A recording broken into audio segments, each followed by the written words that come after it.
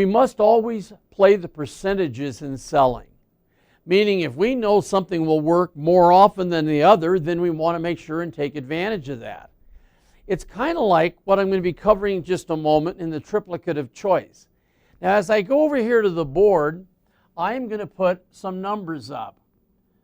And I'd like you all to now pick one of the numbers.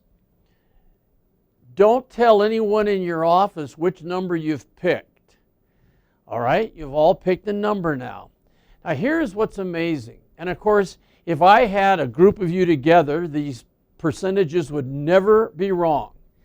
If I have 1,000 people in an audience and I have them pick one of these numbers, the percentages I'm going to share with you are always true. And it's just amazing. If I were with you right now and if there were 10 people in the room, just 10, I'll guarantee you these numbers would bear out. Now, first of all, the number 1, there would only be about 8% of you that would pick the number 1. And I can't tell you why that's true. I just know it is. Again, if I have 1,000 people in a room and I ask you to raise your hands if you chose number 1, there'd be about 80 people that would raise their hands. Now here's what's amazing. Almost to the number, 68% will pick number 3. And again, I've always tried to find out why, and I don't really know. But if I have 1,000 people in an audience, 680 will raise their hand when I said, how many of you picked number 3? So the point I'm getting at is anytime you know something like this to be true, you must use it in your selling skills and your way that you would use it as a strategy. And that's why this is called the triplicate of choice. Now let me show you an example of this. And I'm just going to pick some general figures now.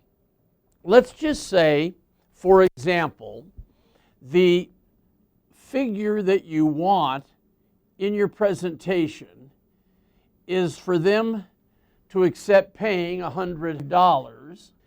Now that is the goal, 100, okay? That's what I'm closing on, if you will. Now I'm going to give them, again, 3 options.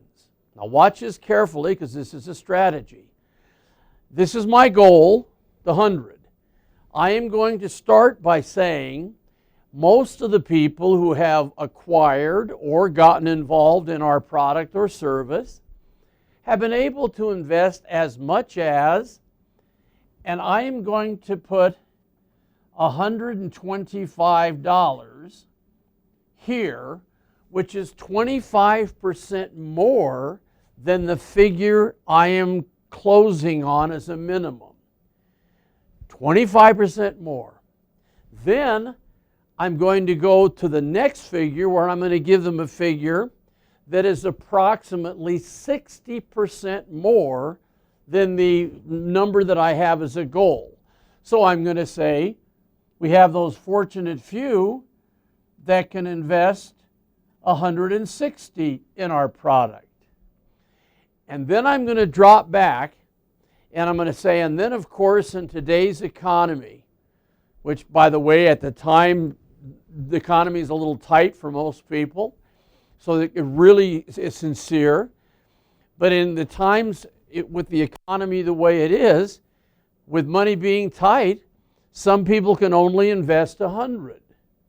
Now tell me, and then you say these words, tell me which one of these people are you?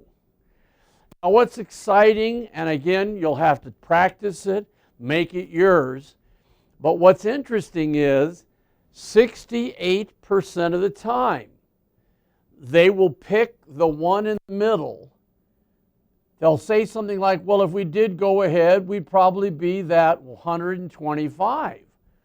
Well, do you notice what we've done? We, because of using this concept of triplicate of choice, having put the one we want in the front, putting the one we want that's more than we need in the middle, they will pick this 125 68% of the time. And what's amazing is when they do, we then can say, you know, right in the beginning of us doing business, myself and our company would like to do everything in our power to save you money. That's the way we do business.